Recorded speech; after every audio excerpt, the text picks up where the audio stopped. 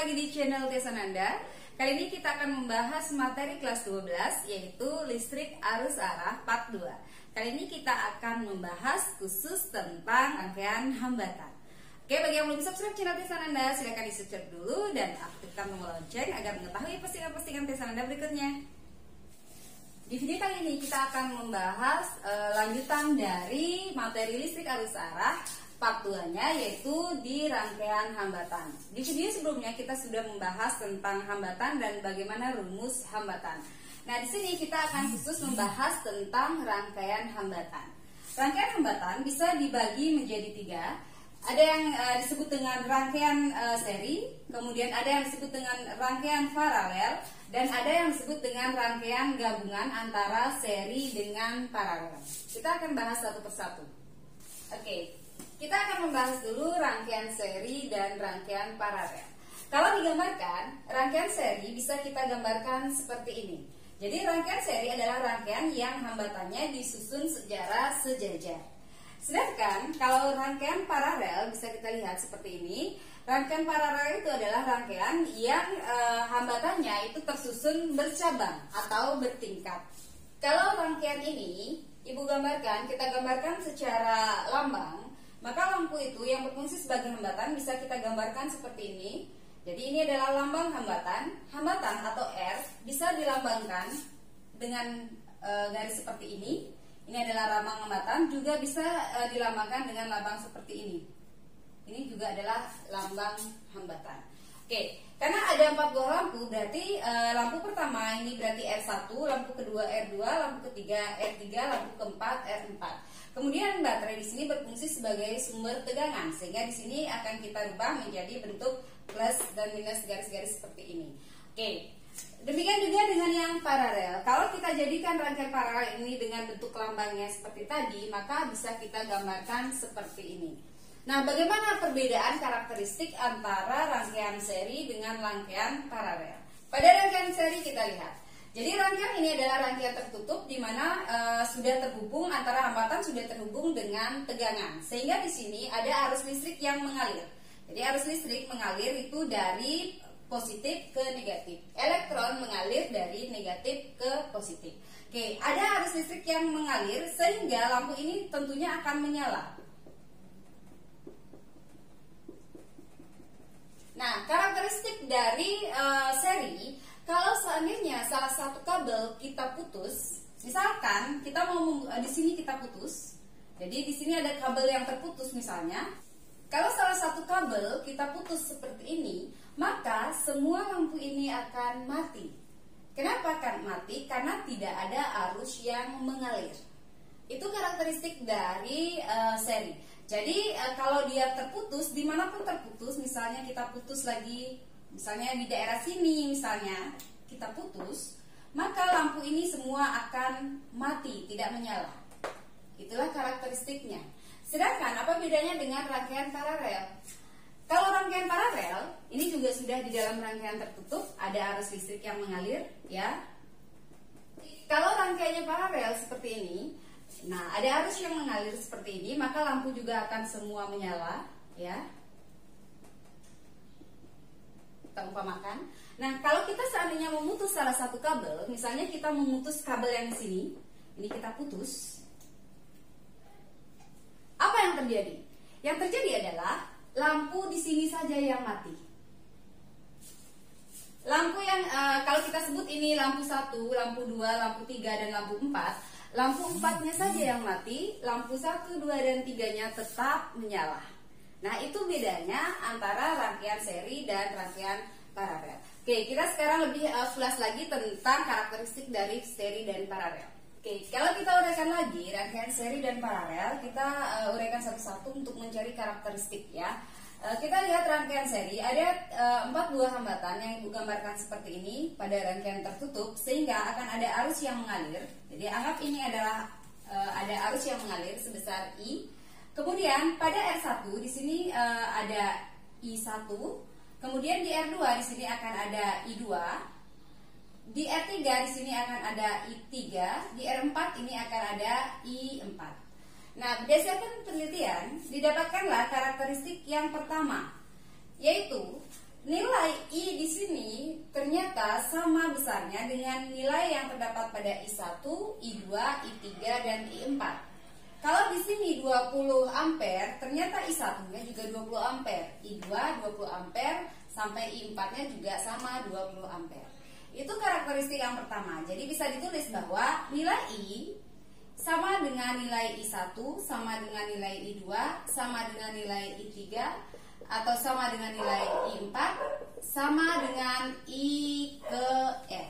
Karakteristik yang kedua, nilai V, nilai potensial listrik ini merupakan gabungan dari potensial listrik yang ada di R1, kemudian dijumlahkan dengan R2, R3, dan R4. Atau kalau ibu tulis menjadi V itu sama dengan V1 ditambah V2 ditambah V3 ditambah V4. Atau kalau dia nambah lagi berarti ditambah sampai Vn. Karakteristik yang ketiga, sekarang kita mau mencari sifat dari R, dari hambatan ini. Di kelas 11 kalian mungkin masih ingat, kalian pernah belajar tentang pegas. Jadi ada juga susunan secara seri dan paralel. Jadi hampir seperti itu. Nah, susunan pegas secara seri, karena di sini ada 4 buah pegas, maka ini kita akan menjadikan satu, kita gabung. Itu dikenal dengan istilah hambatan pengganti seri, atau kita sebut dengan RS. Ya, jadi kalau 4 hambatan ini kita gabung, kita gambar ulang, maka dia akan menjadi satu buah hambatan. Satu buah hambatan ini kita sebut dengan RS. Jadi hambatan pengganti seri. Jadi kalau digambar ulang akan menjadi seperti ini nanti. Nah, bagaimana rumus dari RS? Kita turunkan dari rumus V ini. V sama dengan V1 plus V2 plus V3 plus V4 dan seterusnya. Jadi V itu adalah V1 ditambah V2 ditambah V3 ditambah V4, karena kebetulan di sini ada 4. Nah, setelah itu kita turunkan rumus V sesuai dengan hukum Ohm. Mungkin kalian masih ingat, V sama dengan insinyur IR. Berarti V di sini adalah I di sini dikali R. R apa? Karena di sini adalah umum, berarti R-nya adalah R gabungan dari sini. Jadi ini V. V itu ini I. V sama dengan I dikali R. R-nya di sini jelas adalah RS. Sama dengan V1, berarti kita fokus ke R1. V1 berarti I1 dikali R1. Ditambah V2 berarti I2 dikali R2. Ditambah I3 dikali R3. Ditambah I4 dikali R4. Setelah itu, karena nilai I seperti yang dibilang pada sifat 1, nilai I-nya itu adalah sama, berarti bisa kita tulis I dikali RS sama dengan I1 berarti sama nilainya dengan I dikali R1, ditambah I2 juga kita tulis dengan I dikali R2, I3 juga I dikali R3, ditambah I4 juga I dikali R4. Sama-sama ada I bisa kita keluarkan. I dikali RS sama dengan I dikali R1 berarti ditambah R2 ditambah R3 ditambah R4. I di kiri dan di kanan sama dengan bisa kita mudahkan. Sehingga kita mendapatkan rumus RS sama dengan R1 ditambah R2 ditambah R3 ditambah R4. Inilah rumus dari R gabungan atau hambatan pengganti seri. Jadi dari persamaan ini bisa diartikan bahwa hambatan totalnya itu lebih besar dari hambatan penyusunnya. Kemudian yang kedua, rangkaian paralel. Nah, apa beda rangkaian paralel sifatnya dengan rangkaian seri? Kalau rangkaian seri, nilai I-nya sama. Tetapi pada rangkaian paralel bukan I-nya yang sama, tetapi nilai V-nya yang sama. Berarti bisa kita tulis bahwa V sama nilainya dengan V1 atau sama nilainya dengan V2, sama dengan V3, sama dengan V4, sama dengan Vn. Kalau di sini nilai V-nya itu adalah penjumlahan dari V1 ditambah V2 dan seterusnya. Kalau di paralel I-nya yang seperti itu. I itu adalah penjumlahan dari I1 ditambah I2 ditambah I3 ditambah I4 sampai di IN. Kemudian kita mencari rumus yang ketiga, mencari persamaan dari R gabungan. Nah, di sini kita lihat tersusun secara paralel. Kalau R1, R2, R3, dan R4 kita gabung, maka ini akan menjadi rangkaian paralel yang kita sebut dengan RP. Rangkaian hambatan pengganti paralel. Hambatan pengganti paralel. Sehingga kalau ini kita jadikan satu, seperti ini adalah RP yang terhubung dengan sumber V. Ini adalah I. Bagaimana rumus dari RP? Kita cari. Kalau di sini kita turunkan dari rumus penjumlahan V, sedangkan di sini kita turunkan dari penjumlahan I. I-nya itu adalah I1 ditambah I2 ditambah I3 ditambah I4. Kita turunkan dari rumus hukum Ohm. Berarti I sama dengan V per R. Berarti I di sini sama dengan V per R. R-nya itu adalah RP. Berarti V per RP sama dengan, masukkan rumus I1. I1 berarti V1 per R1. I2 berarti V2 per R2 ditambah I3 V3 per R3 ditambah I4 V4 per R4. Kita lihat karakteristik bahwa nilai V1 sama dengan V2 sama dengan V3 sama dengan V4 sama dengan V. Sehingga ini bisa kita ganti dengan V. Akan menjadi V per RP sama dengan V per R1 ditambah V per R2 ditambah V per R3 ditambah V per R4. Karena sama-sama ada V, bisa kita keluarkan sekarang. Berarti V per RP sama dengan, di sini V-nya kita keluarkan, V dikali, berarti di sini akan sisa seper R1 ditambah seper R2 ditambah seper R3 ditambah seper R4. V di kiri sama dengan dan di kanan sama dengan bisa kita mudahkan. Sehingga akan mendapatkan rumus seper RP sama dengan seper R1 ditambah seper R2 ditambah seper R3 ditambah seper R4. Kalau lebih berarti ditambah seper Rn. Inilah rumus dari hambatan pengganti paralel.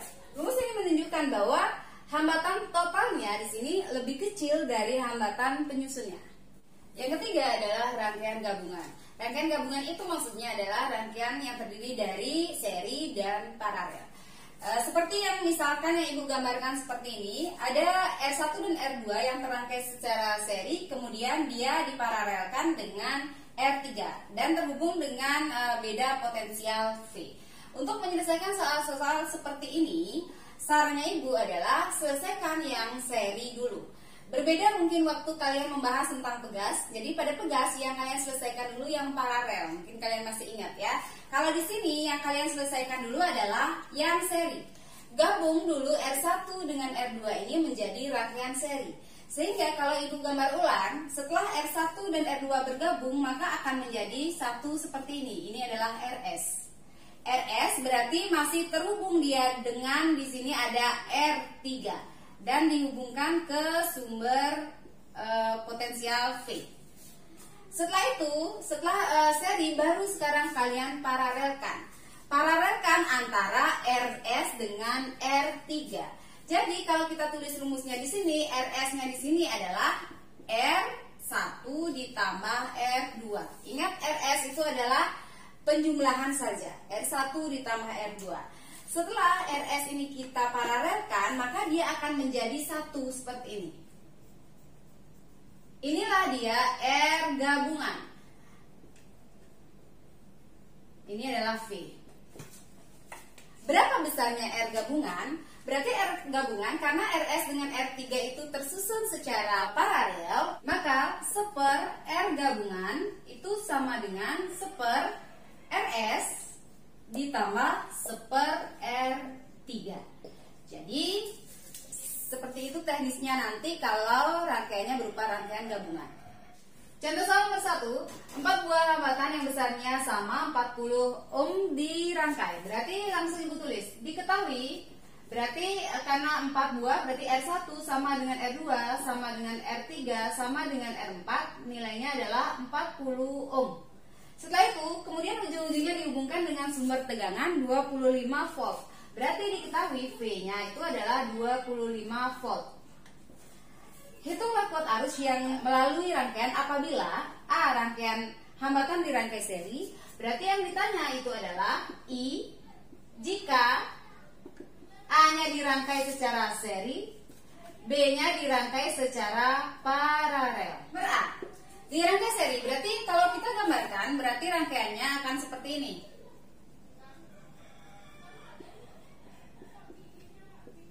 Ini adalah R1, R2, R3, R4, dan ini adalah V yang nilainya adalah 25 volt. Kita turunkan dari hukum Ohm, yaitu bahwa I sama dengan V per R.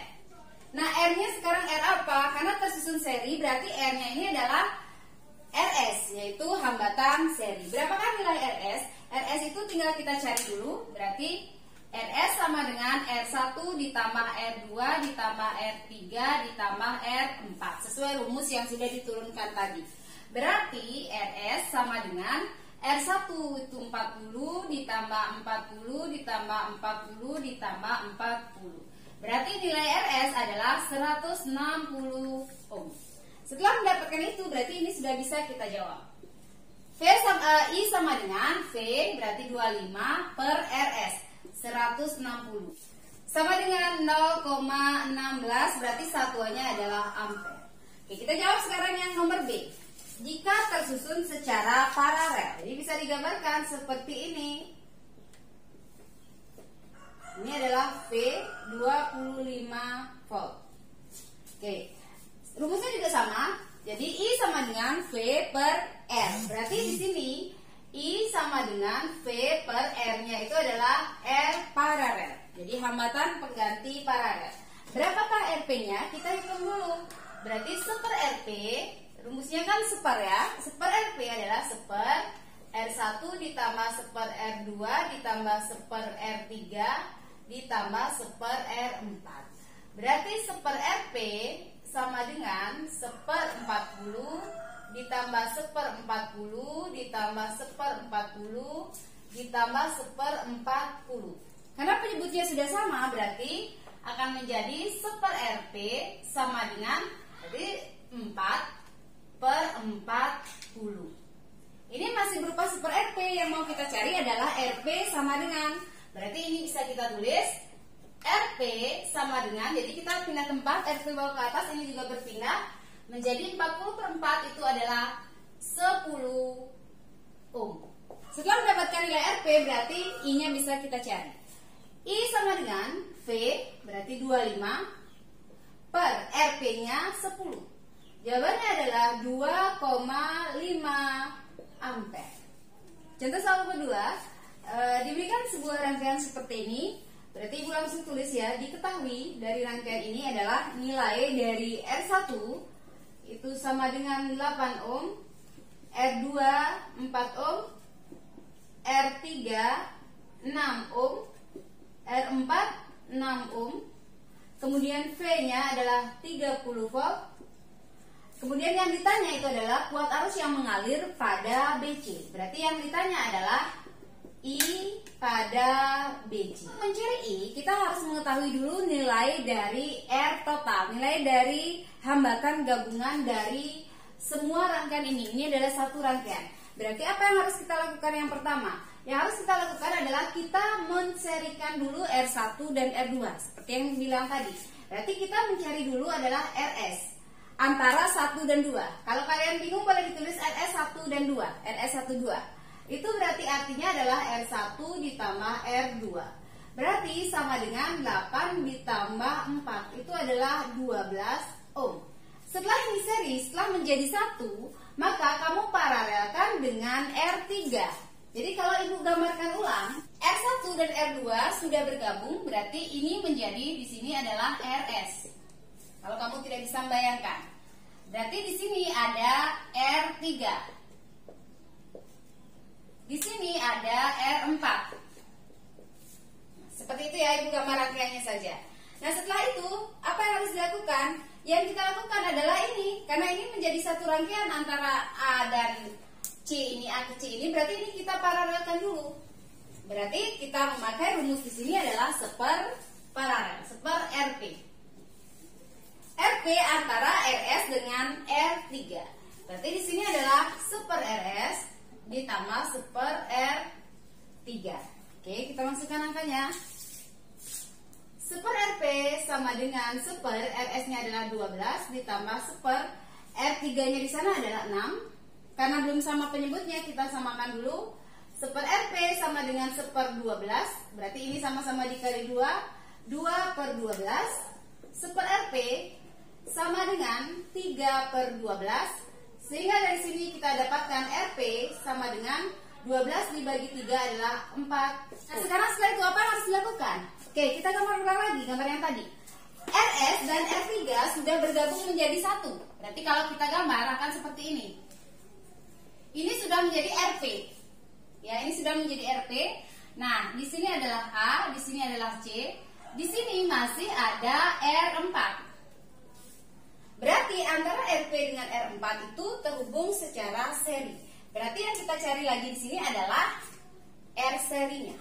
Jadi R gabungan total semua itu adalah berupa rangkaian seri. Ibu tulis R gabungan saja. R gabungannya saja berarti akan menjadi RP ditambah R4. Berarti R gabungan terakhir ini adalah RP-nya tadi kita mendapatkan 4 ditambah R4-nya adalah 6. 10 ohm. Oke, kita sudah mendapatkan nilai R gabungan. Setelah itu yang ditanya adalah I antara B ke C. Kita tidak bisa langsung mencari I, B, C. Kita harus dulu mencari berapakah I total juga. Ya, berapakah I total? Masih dengan rumus hukum Ohm tadi, bahwa I sama dengan V per R. I total itu adalah V total per R-nya itu adalah R total juga, atau kita tulis tadi dengan R gabungan. Oke, sama dengan V-nya itu adalah 30, R gabungannya adalah 10, berarti I totalnya itu adalah 3 ampere. Yang kita gambarkan itu adalah I secara umum, I total. Nah, yang ditanya itu adalah arus yang mengalir pada BC. Jadi yang pertama kita cari adalah tegangan dari A ke C. Kenapa? Kan antara rangkaian R1 dan R2 yang tersusun seri dengan R3 ini tersusun secara paralel. Ingat sifat paralel bahwa nilai V-nya, nilai beda potensialnya itu adalah sama. Tapi yang kita cari adalah VAC dulu, karena tegangan mereka sama. VAC berarti sama dengan I, sesuai dengan hukum Ohm, berarti V sama dengan I kali R. R-nya apa sekarang? Karena di sini dan di sini itu adalah tersusun secara paralel, berarti R gabungan paralel tadi yang kita masukkan. Berarti di sini kita dapatkan nilai VAC sama dengan I-nya itu adalah I total 3 dikali RP. Tadi sudah kita hitung, di sini adalah nilainya adalah 4. Sehingga VAC itu adalah 12 volt. Setelah mendapatkan nilai VAC, berarti kita bisa mencari nilai I yang mengalir pada AC, I A ke C. Jadi karena kita mau mencari I dari B ke C, berarti ini yang di atas, berarti kita menggunakan nanti I yang di atas. I yang kita gunakan, R yang kita gunakan nanti adalah R gabungan antara R1 dengan R2, yaitu RS. Tapi kalau seandainya yang ditanya adalah I3, I yang di bawah, berarti R yang kita gunakan adalah R3. Ya. Jadi IAC, jadi AC itu kan bisa lewat jalur atas, itu istilahnya, bisa lewat jalur bawah untuk mencari A ke C. Karena kita mau mencari B ke C, berarti kita memakai jalur atas. Bisa dipahami ya? Sehingga IAC tersebut sesuai rumus itu adalah V per R. Tetap rumus itu. Tetapi V-nya ya VAC tadi per R-nya sekarang. Karena kita memakai jalur atas, R1 dan R2 tersusun secara seri. Berarti yang kita pakai di sini adalah R serinya. Kalau kita mau mencari yang di bawah, berarti jelas R3 yang kita gunakan. Oke. VAC itu adalah 12 per RS tadi kita sudah ketemu besarnya adalah 12. Sehingga IAC besarnya adalah 1 ampere.